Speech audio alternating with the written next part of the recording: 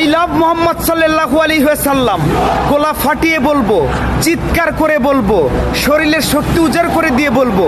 দেখি আমার কণ্ঠকে স্তব্ধ করতে আসে। পুরো বিশ্বে আলোড়ন সৃষ্টি হয়ে গেছে। পৃথিবীতে আর একটিও ধর্ম নেই যে ধর্মের মানুষ এতটা একত্ববাদ। এটাই হচ্ছে আমাদের ইসলাম।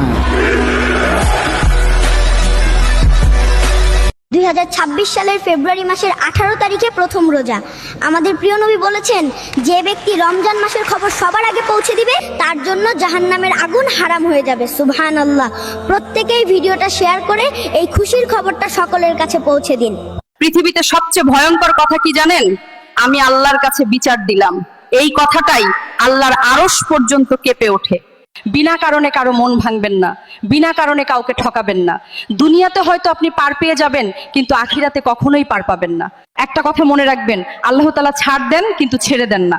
আপনার কর্মের ফল একদিন আপনাকে ভোগ করতেই হবে। কুল্লু নাফসিন যায়কাতুল মাউত।